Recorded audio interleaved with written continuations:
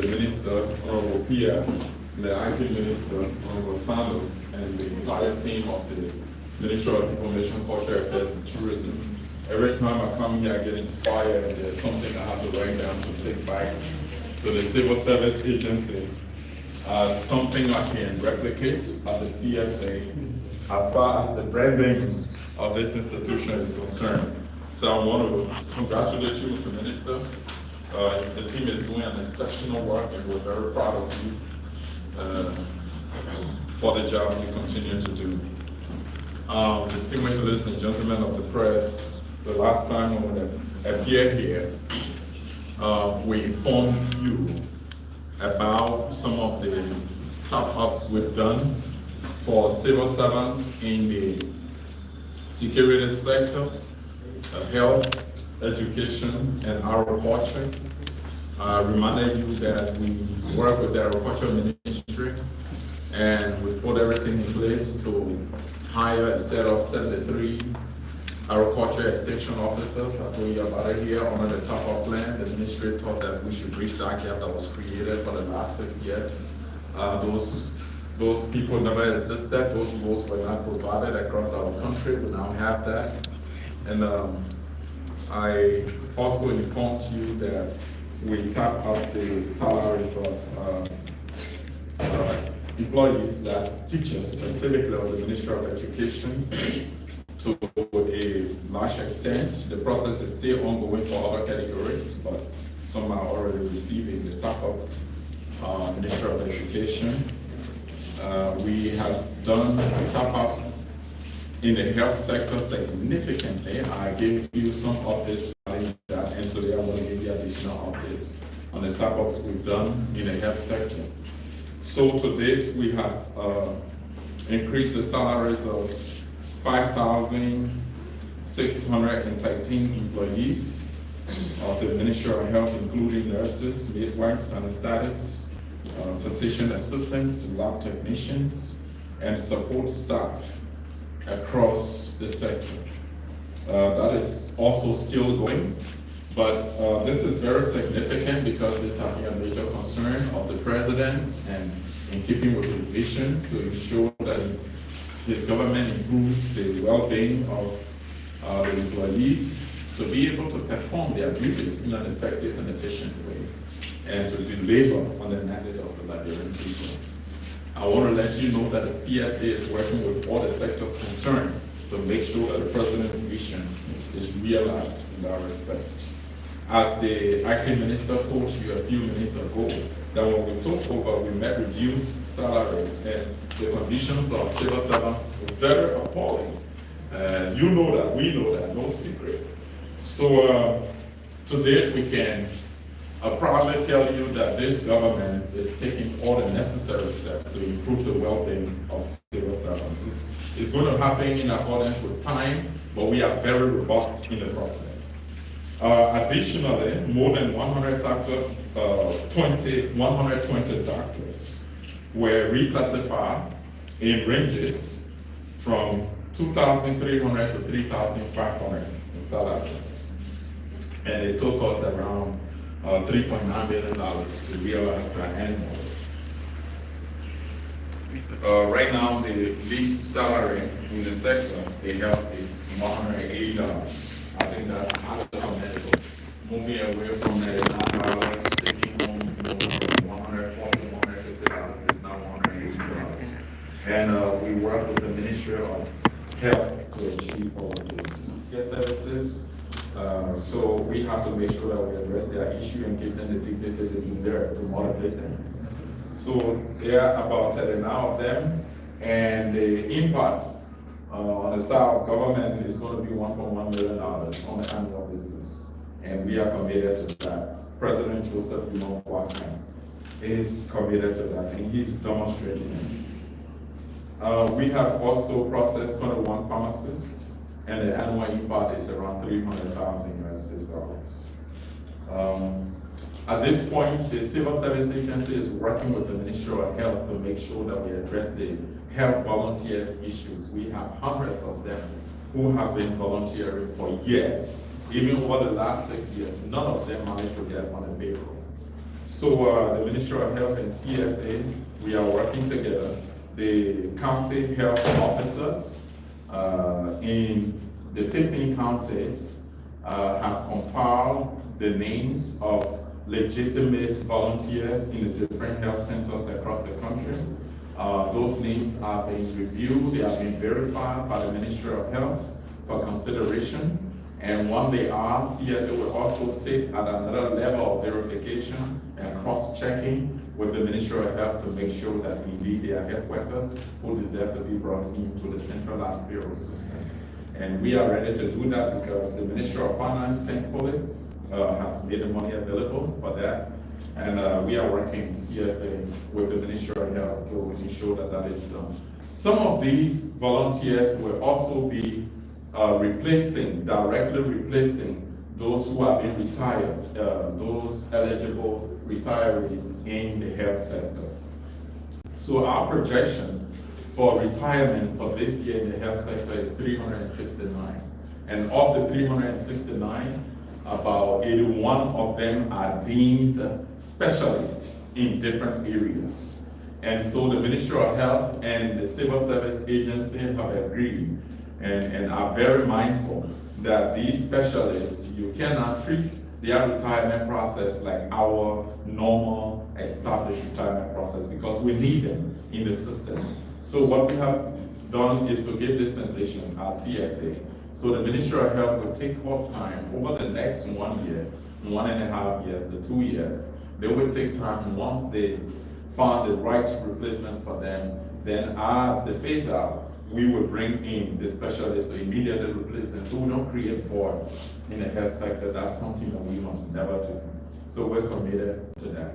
The remaining positions that will be vacant after the retirees are moved into the NASCO pension payroll will be filled also by some of the volunteers. So I thought to update the nation about what we are doing as a government to be able to address the critical needs of health workers in our country. And I think it's a new day for us in our country that something is being done by the government to address the situation, give them the motivation, give them the encouragement and the satisfaction that they need to be able to do their jobs.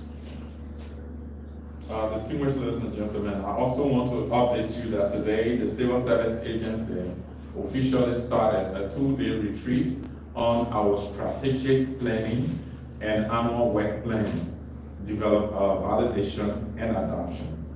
We initiated the process earlier this year, but then we had to pause it because of the development of the arrest agenda for inclusive development. We wanted to show that our strategic plan, our 5-year strategic plan, is appropriately aligned with the arrest agenda for inclusive development. Because everything that we do as entities, government functionaries, we must ensure it is consistent with the AAID. So we today opened officially the retreat, and we had the Director General of the Cabinet, Honorable Nathaniel Kwabo, who came and addressed us in the opening section. We had the Director General of LIPA, and then the Chairman of the Governance Commission, represented by Honorable Stanley McLean, one of the commissioners. That retreat is ongoing and is going to end tomorrow with the validation and adoption of the annual work plan and the 5-year strategic plan of the Civil Service Agency. You may recall that in February this year, His Excellency President Joseph Boakai Sr. suspended more than 400 officials of government who failed to declare their assets in keeping with the law, particularly the act establishing the Liberia Anti-Corruption Commission and the Code of Conduct for public officials.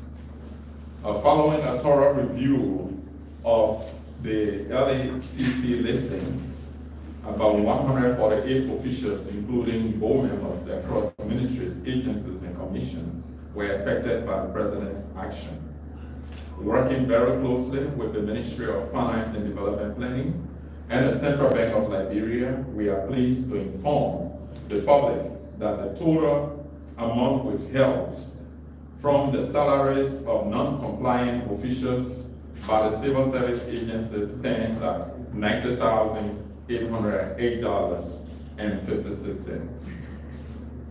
To date, I am pleased to report that we have saved $79,177.65.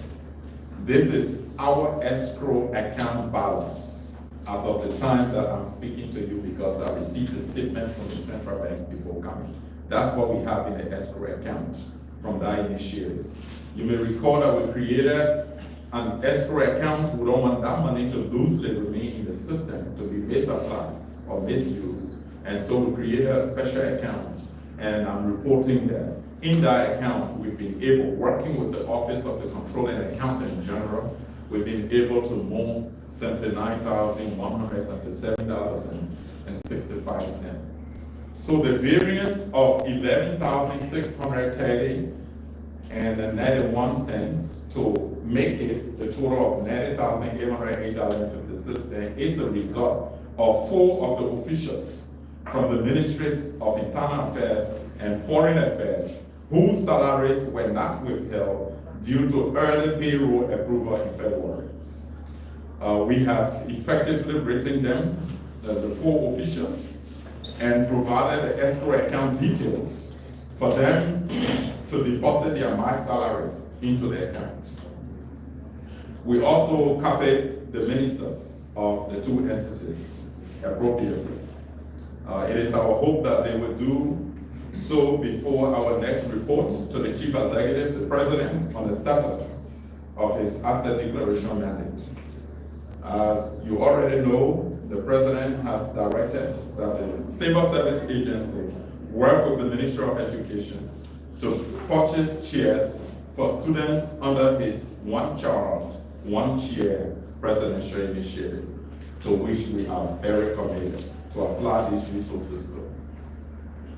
Unfortunately, distinguished ladies and gentlemen, I'd like to report that about 212 non-compliant officials from state-owned enterprises have not complied to date. We are emphasizing immediate actions on their part to do so. Currently, the Civil Service Agency is working with Honorable Ato Masakwe, the Director General of the Bureau of State Enterprise, in keeping with the President's mandate to collect the money. He is making last efforts to ensure that their salaries are blocked and deposited into the escrow account. I can assure you that if they fail to comply this time, we will appropriately inform the President of the continued non-compliance of the officials concerned. Distinguished ladies and gentlemen of the press, efficiency and discipline in the public service is critical to achieving productivity. So we have initiated a major process leading to that. Prorating employee salaries based on days absent is an effective administrative and financial management strategy to promote accountability and discipline within the civil service workforce. Government institutions safeguard public funds and foster a culture of responsibility by deducting pay for unexcused absences from work. Over time, we are confident that this practice will improve efficiency, productivity, and service delivery across government entities. It also enhances fairness and transparency in payroll management, ensuring that compensation aligns with work performed.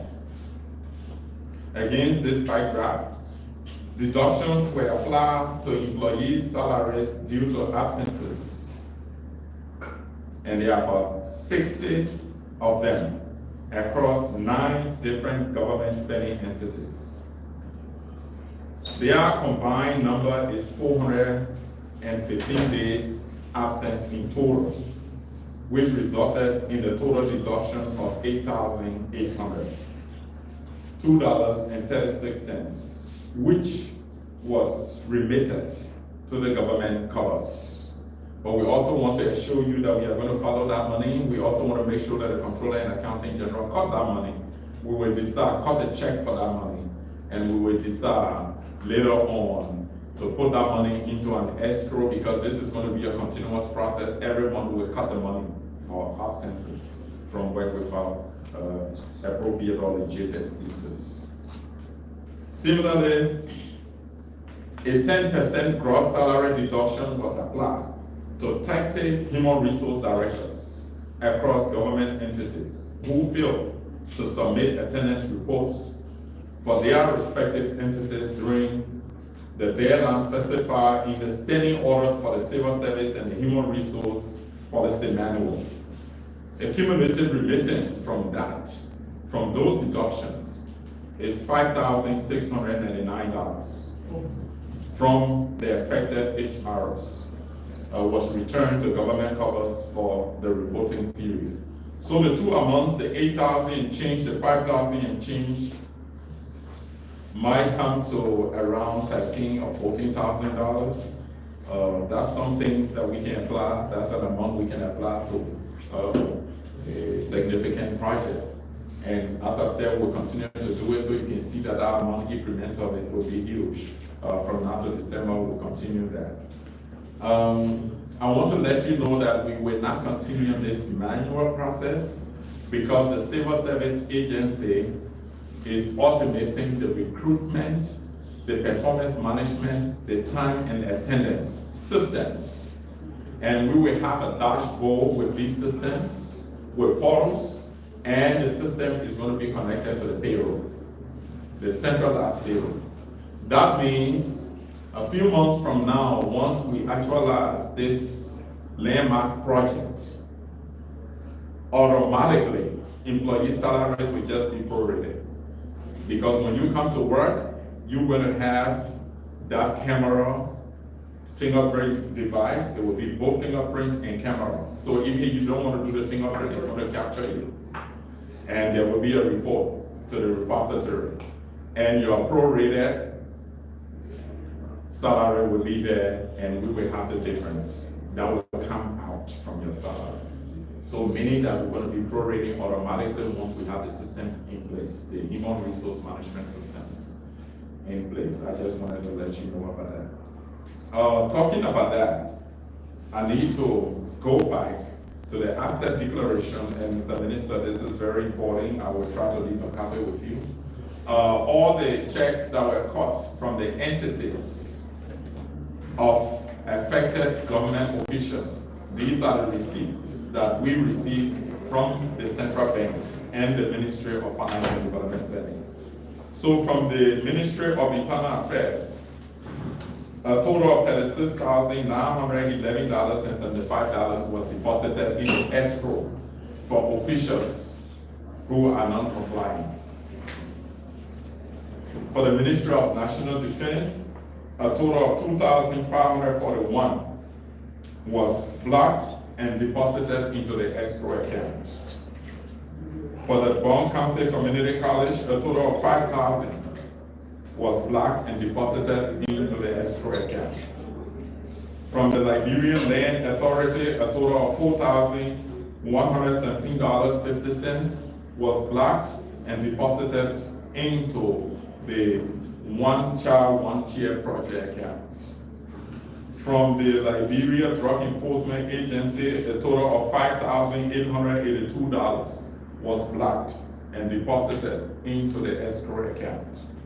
From LRRC, a total of $7,284.80 was blocked and deposited into the escrow account. From the Governance Commission, a total of $200 was blocked and deposited into the escrow account. From the Ministry of State, a total of $7,284 was blocked and deposited into their account. From the Ministry of Foreign Affairs, a total of $896 was blocked and deposited into their account. From the Public Procurement Concession Commission, $1,800 was blocked and deposited into the account. From the Ministry of Labor, a total of $4,343.80 was blocked and deposited into the account. And from McGill University, a total of $5,000 was blocked and deposited into the account. Honorable Minister, I will also share with you this information for your record.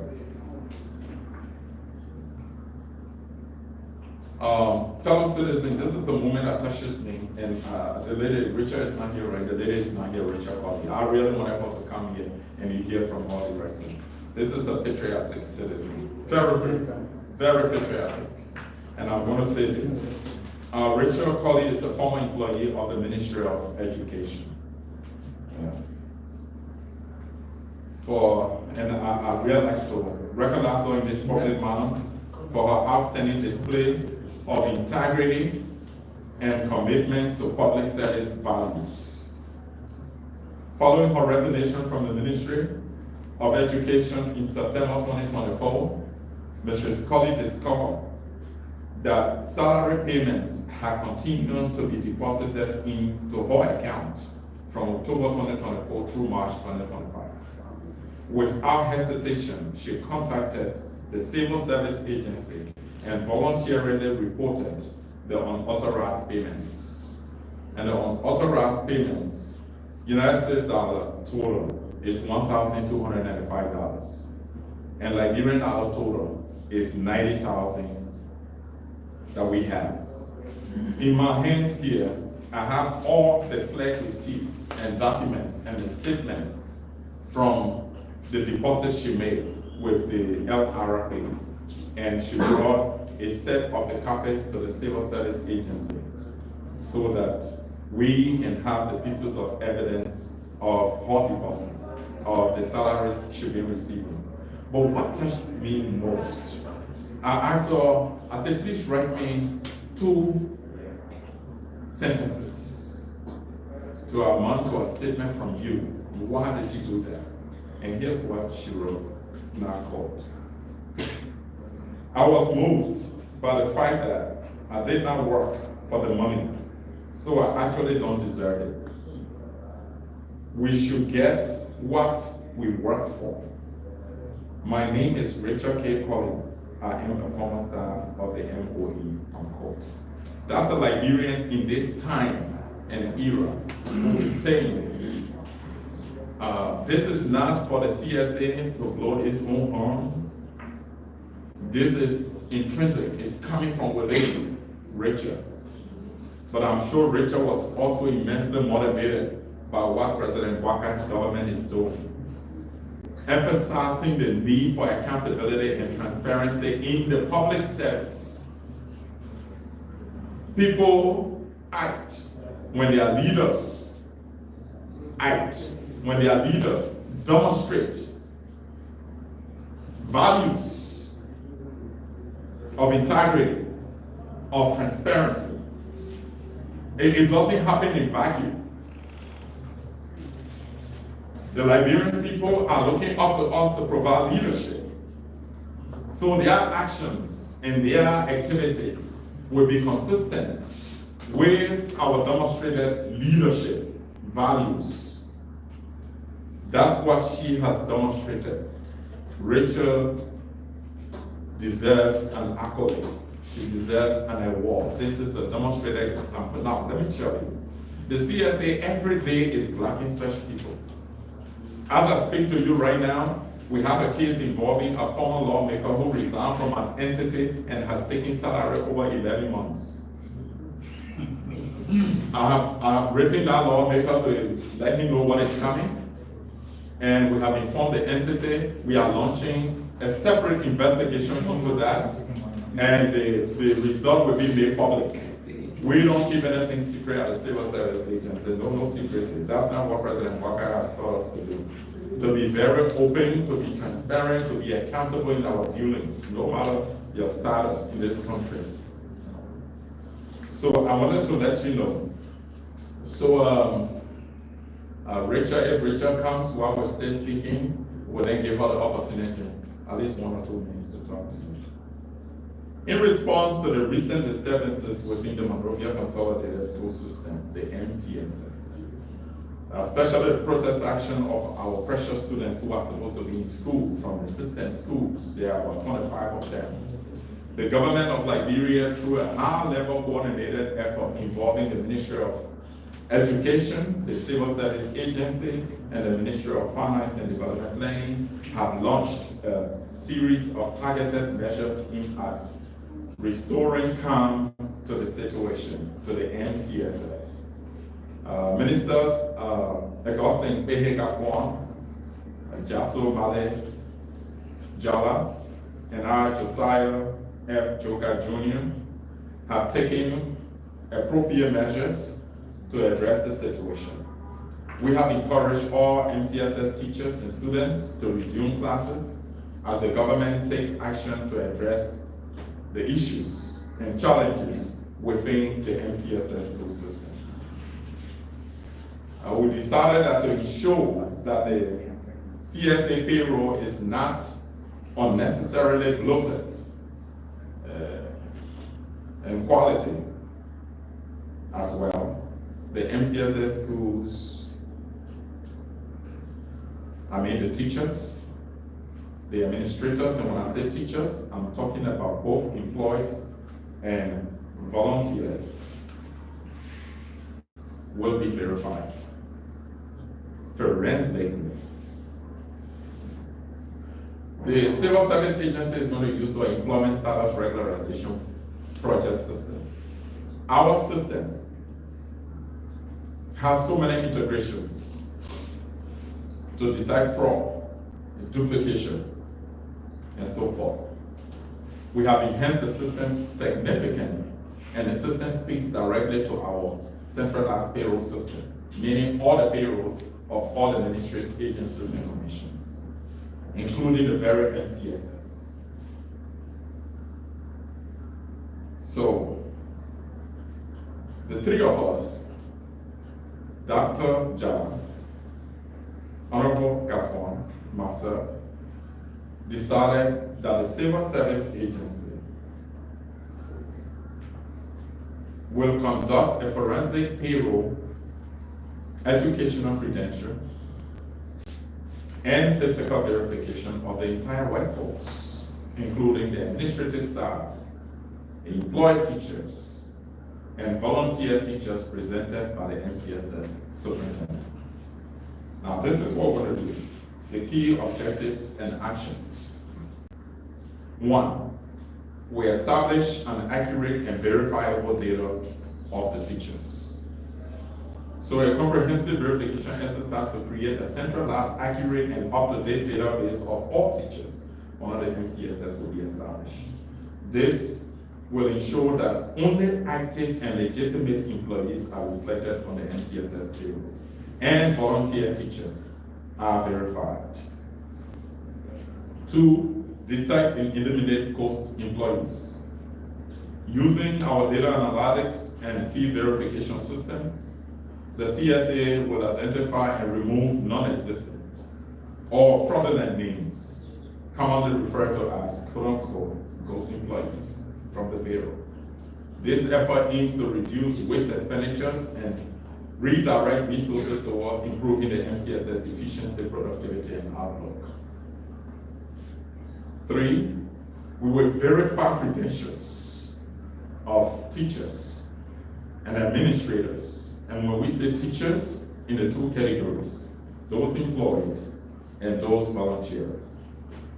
A credential verification process will be carried out during the payroll audit to ensure that all individuals serving as teachers possess the required academic qualifications and certifications. This measure will uphold standards and promote competence in administration and classroom instruction. 4, assess the actual student-to-teacher ratio and recommend adjustments where necessary. We will evaluate the real-time ratio of students to teachers across MCSS schools. That will inform policy decisions on recruitment, deployment, and classroom resource allocation to ensure equitable and effective learning environments. Mr. Minister, I have something to share here, and I'm not going to go back. In my hand, I am holding WhatsApp chat history of what is referred to as MCSS family. Mr. Minister, the protests that took place involving our precious children, blocking streets, bringing to halt activities of the government, especially on Capitol Hill, did not just happen naturally as a result of quote-unquote a go-slow action, and because of the go-slow action, students had to get to the streets to protest on behalf of their teachers. But so many conversations took place amongst employees of the Monrovia Consolidated School System. And some of the comments are very disturbing. Some of the employees were warning and signaling in the comments here that employees of MCSS who will attempt to stop something called FRC, I think it's Faculty Representative Council or something, I could get it wrong, to stop them, they were going to have consequences. And they indicated that they support the go-slow action, and that in fact, they have deployed their intelligence among the SUP students, members of the Student Unification Party on campus, and that the protests will happen, and that police will make arrests, interrogations will be done, and that CSA will be constrained to make transfers of people from one entity to the other, from the MCSS to other entity. I have this here. And I'm saying this publicly to let you know that what happened, unfortunately, involving our students, was not just a natural occurrence in solidarity with their quote-unquote teachers who abandoned the classroom. On that note, the Civil Service Agency is launching a robust investigation into this, and we'll let the public know the outcome. We're not taking this lightly. We will also work with the management of the MCSS and all other stakeholders concerned, including the board, which includes the Minister of Education, who is also highly interested in this. I don't know what else I should share this about. Yes, in our meeting, I shared with the Minister of Education and the Minister of Finance, and I informed them that the CSA is looking into this very seriously and will make the outcome public. Honorable Minister, again, on behalf of the Civil Service Agency, I want to thank you very much for the opportunity you continue to provide to the CSA, and we are always ready to come because we are accountable to the people and to be able to update them appropriately and provide the kind of information that the Liberian people need from their own government. Thank you. So the DG will retire to his seat and I will take questions.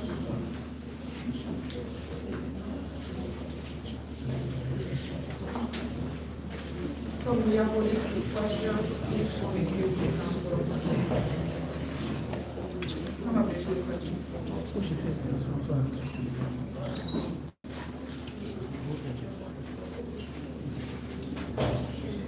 One question, except you have a question for Mr. Your name and institution, please. So we'll refer from Kuwor Media William?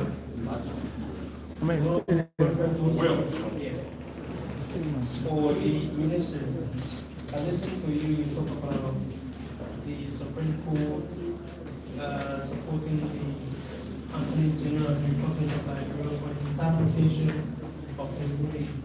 What happens if the interpretation that was done by the Attorney General was not the rightful interpretation, because you have the bit of information already where the Supreme Court was supposed to explain plaintively what they will do in the December 6th verdict. What is your question? My question is, what happens if the interpretation was misinterpreted by the Attorney General? Because according to you, the Attorney General is supposed to support the argument to interpret the ruling. All right. My name is Joseph Salif, and I report for ABC Radio. My first question goes to Minister, the Understanding Deputy Minister.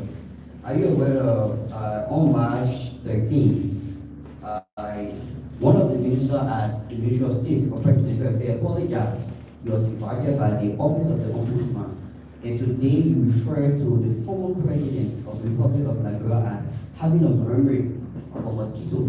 Is that the official position of the government of Nigeria? What message are we sending out? What message are we sending out to the public that public officials will be referring to our former Hello. Yes. This is the government spokeshouse. Yeah. When the press conference is conducted, you don't have any question. The job is not a question of what the spokesperson of the government says on the platform. That's not your job. But Please state the next question. I have a Next question. Can you say one? CSA boss. Yes, Joe. Yes,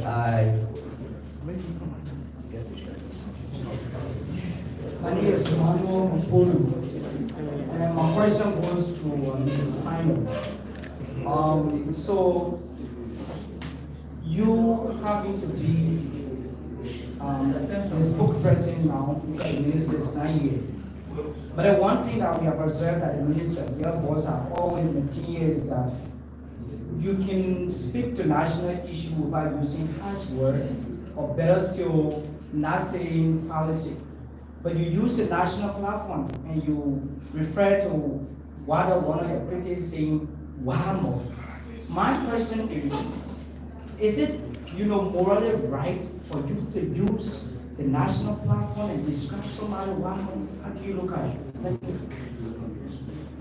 Thank you. My name is Desmond William, and thanks for coming to the video. So my first concern is with the CSA. I must commend you as an individual for the salary tap up to government officials. You spoke with so much statistics about the Ministry of Health. You also said the start up took place or affected all of government ministries, security, agriculture, but you didn't go in details as to the statistics that were provided for the Ministry of Health. Do you care to share with us how many persons in the MOE at the Agriculture Ministry as well as all of the affected government ministries agencies? And my second concern to Minister Sando is the Supreme Court acknowledged the position of the Attorney General of our country. He added according to the law. That does not also explain that the Supreme Court saying what he interpreted was true or was not. So my concern is what happens in an event the Supreme Court rules against the majority, the local majority bloc, with the government in any given point in time, accept the ruling and do business as they have done business with the majority bloc with the minority. Thank you. Good afternoon, my name is William Phillips. I write for the Nigerian newspaper.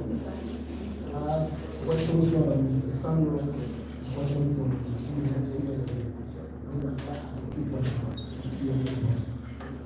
Talajoka, you talked about. I'm William Phillips. I write for the Nigerian newspaper. Talajoka, you talked about the president one child, one chair project. Based on the money that was seized from non-compliant officials. Right. We just want to know how soon do we see apply that money to getting the chairs for the students? Is it this semester or next semester? Two to that is last time we did payroll regularization and sterilization for civil servants across the country. But again, the CSA for that matter, see there's some civil servants, mainly teachers, we talk about teachers, we talk about doctors, some agricultural people. When do civil servants holistically see top up in their salary across the country? My question to Mr. Samuel. Mr. Samuel, you talk about the bridges the government is building. We just want to know the cost of the bridges. Why is the cost of the bridge being built between Bon County and Backwood, and the cost of the bridge between the country from Maryland to the Ivory Coast? And two to that, we also talk about roads. The government is doing well with road construction, especially if we go around the country. I went so when the fire, 4 years ago. But one thing we observe is that on the 4 year the Buffalo Road from Vanguard, there's only one company that will have rainy season in the country. After 6 months, the company will stop. So we talked to some residents who were talking about having two companies, one starting from Bonjaman coming towards Saraya, while the one coming from Saraya towards the Zorzabel. What is the government thinking about that? Do we want two companies on that road? Thank you. Good afternoon, Mr. DT. My name is Chris